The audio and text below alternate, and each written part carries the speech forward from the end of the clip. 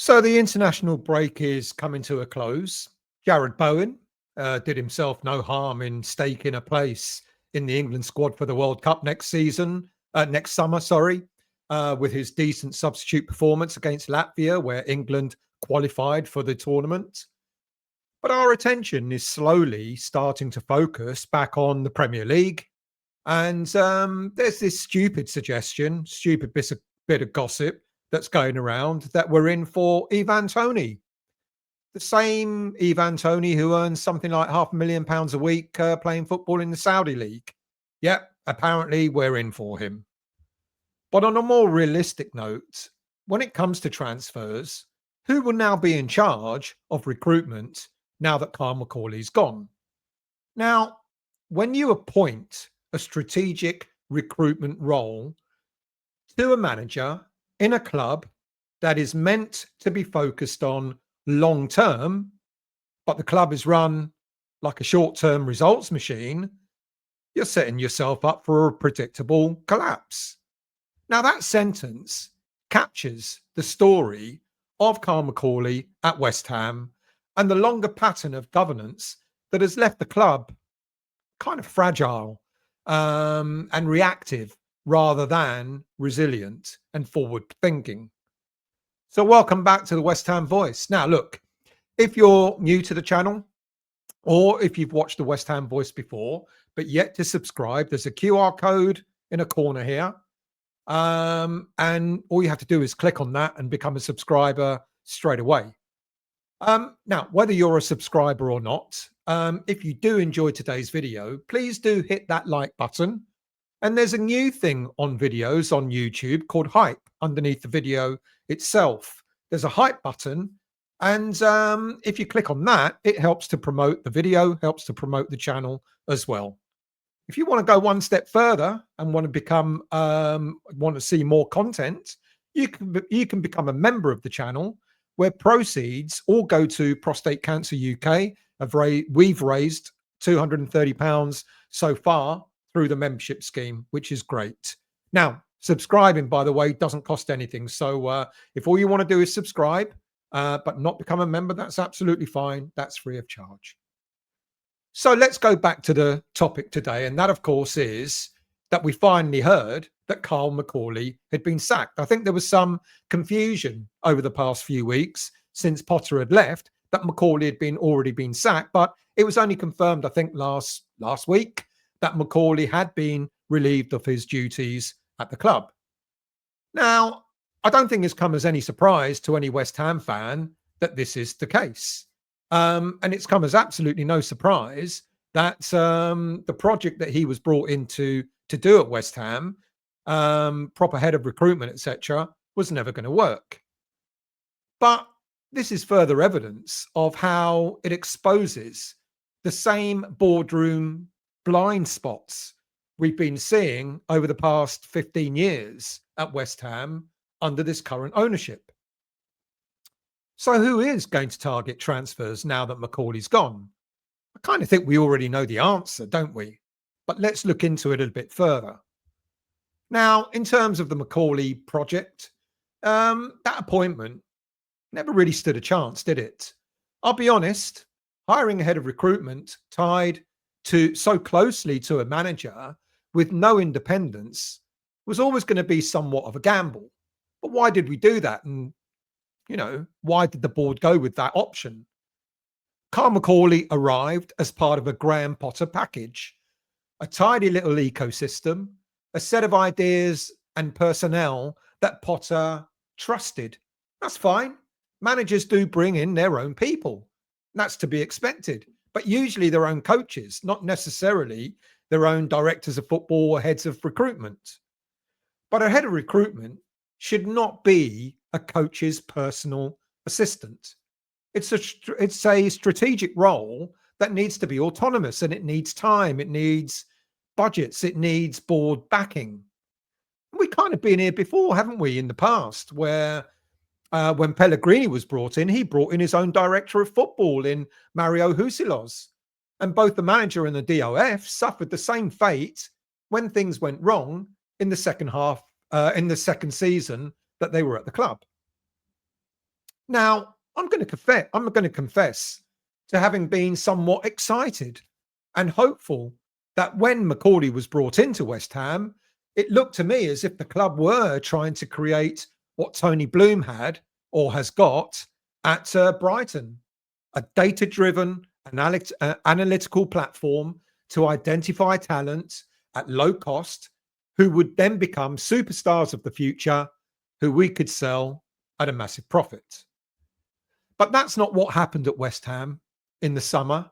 And the fall guy was, of course, Potter for the performances and the results on the pitch, and Macaulay for the failed player recruitment off it. Now, ironically, as much as Karen Brady only recently boasted about being a club who backed their managers, the sacking of Potter and the hiring of Nuno resulted in West Ham bringing in their fourth manager in under 2 years. Hardly a club that backs its managers. So what happened? Potter's results went south, the board panicked, Potter went, and the rest followed. Simple as that, really. Macaulay's project had no independent mandates from the board, no written protection against being collateral damage, and no multi-window authority. In short, it was built on the sands of managerial patronage and not on concrete governance. Now ask yourself, did the board ever publicly commit to, at the very least, a 2-window plan for recruitment reform? Did they promise budget, analytical integration, autonomy? No, they sold a story, as they usually do. Smart recruitment, data-driven signings, data-led signings, but they didn't build the infrastructure to help Macaulay to actually deliver that. You can't sell a strategy and then pull the plug when it's not an immediate hit. And let's be honest, do any of us really believe that Macaulay was responsible for some of the players that were brought in the summer, such as Callum Wilson, for example? This all leads to a whole load of operational failures that made Macaulay's job impossible. So let's go into these. What were they? First of all, integration. A modern recruitment head needs smooth interfaces with analytics, coaching, negotiating, finance, etc. West Ham's executive layer has been a revolving door for years. Who was Macaulay really meant to trust at the club? Who signed off on his budgets, if indeed he had any budgets in the first place? Who would sit across the table in critical transfer negotiations? That certainly wasn't Macaulay's specialty. We knew that before he came to the club. If you can't answer any of these questions quickly, you already know that nothing's going to get done. Secondly, expectation mismatch. The board wanted instant, high visibility fixes. Fans want players who can help for the here and now, but also build for the future. Macaulay's remit, as described at the time when he got recruited, sounded longer term. So there's a contradiction there straight away. As I've said earlier, short-term optics versus long-term engineering, the club has consistently chosen the short-term optics. Thirdly, cultural friction. Potter's scouting would have looked very different to West Ham's traditional recruitment approach.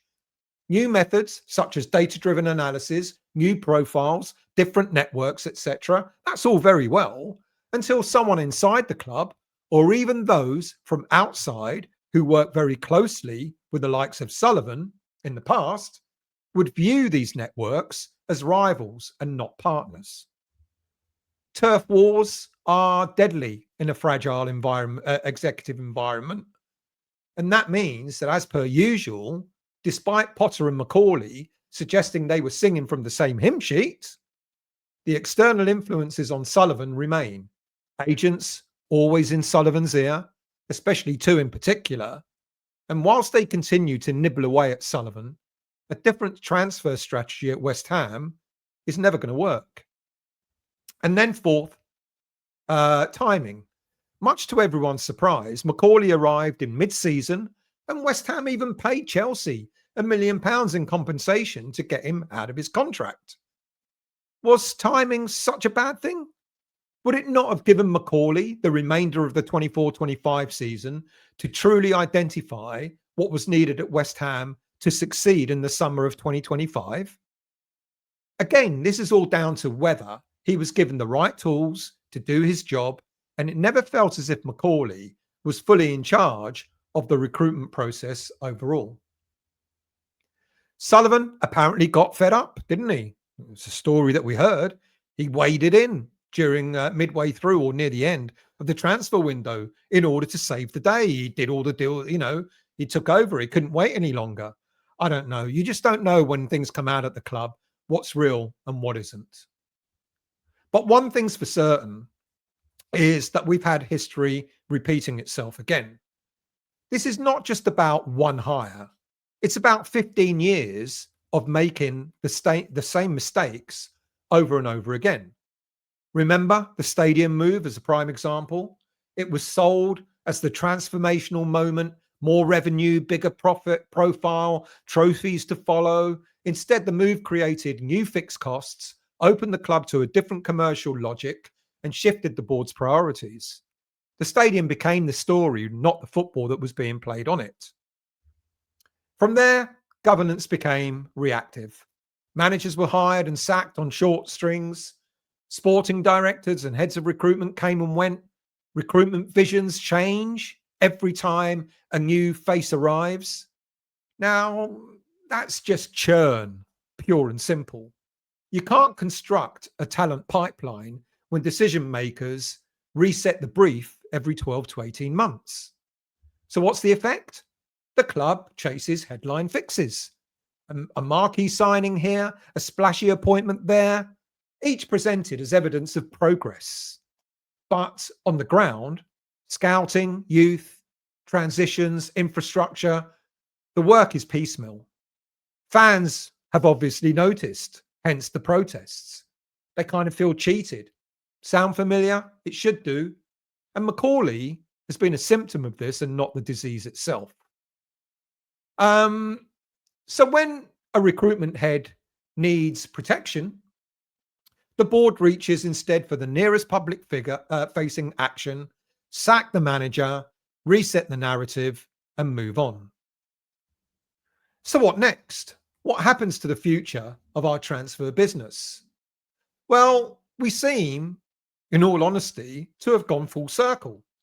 David Moyes left West Ham United because the contract he was offered took away the responsibility of him being involved in transfers. That was handed over to Tim Steidten. Now, after Steiden's perceived failure in 2024, he was gone and Carl Macaulay was brought in on the request of Graham Potter. Potter was meant to be focused on coaching, and Macaulay was meant to focus on player recruitment. But is that going to happen? With Macaulay gone and Nuno Espirito Santo's preference to be fully involved in transfer targets and using one of his favourite agents, Jorge Mendes, it looks, as I've said, it looks as if we've gone full circle. We've gone from a manager that we let go in David Moyes because he wanted control of transfers. We said no, all the way to bringing in a manager who wants to be in control of transfers. You couldn't make it up at West Ham, really, could you?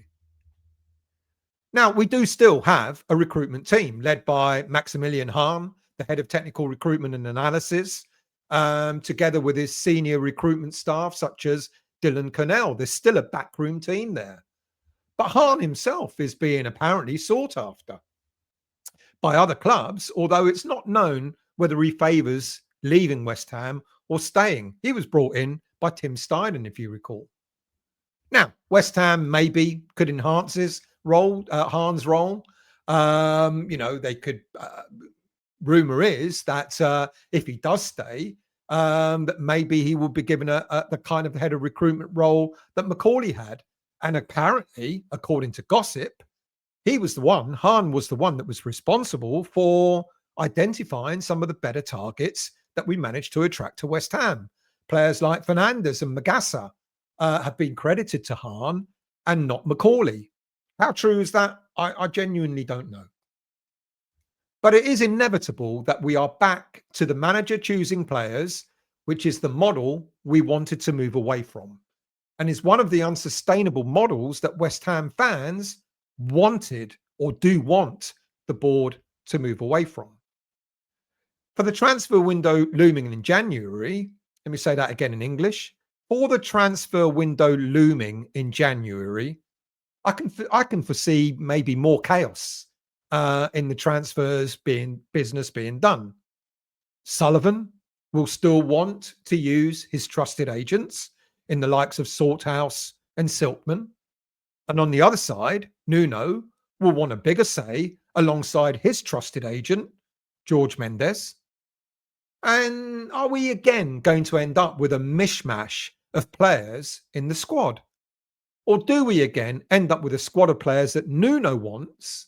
And if and when he leaves the club, a new head coach or manager comes in and rips that squad up completely and start again.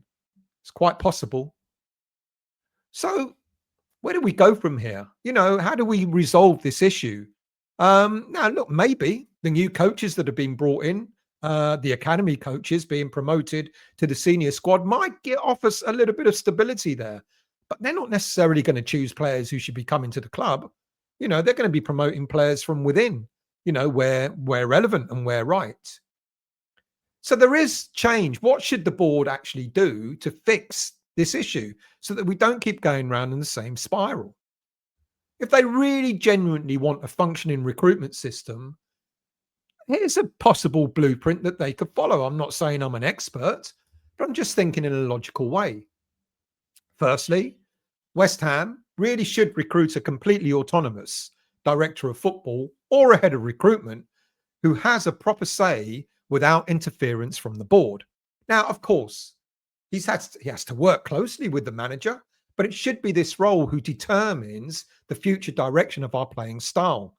We thought we were going to get that with Tim Steidten, but it didn't work. But was it allowed to work? That's the question I keep asking. 2, give that new head of recruitment and the authority, a budget, and the license to operate independently from managerial churn. And that clearly means no influence from the board, no influence, no the manager. Of course, you're going to work closely with the manager, but it should be the head of recruitment that makes the decision on the direction of travel in terms of players.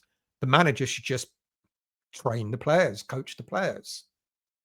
Thirdly, stabilize the executive layer. Stop rotating sporting directors, technical people every season. Build a core team that survives managerial changes and has institutional memory. Fourthly, ensure there is continued investment in infrastructure. The infrastructure of analytics, scouting budgets, training facilities. These aren't optional. If you want long-term value, you've got to build the plumbing. Set measurable KPIs also. And that meaning, for KPIs for recruitment, publish a roadmap, accept accountability. Fans don't want board spin. They want to see transparency and delivery. And finally, re-engage with supporters properly. Treat fans as stakeholders, not revenue line items. That's not sentimentalism. It's sustainability. A club with a loyal core is less likely to suffer from the short-term panic that produces firing sprees. We're not asking to get involved in the transfer business. We just need to see a true roadmap that's being followed. And maybe if they do all of these things or some of these things, maybe we won't be in the same loop again in the next 12 to 18 months should Nuno either get sacked or decide to leave.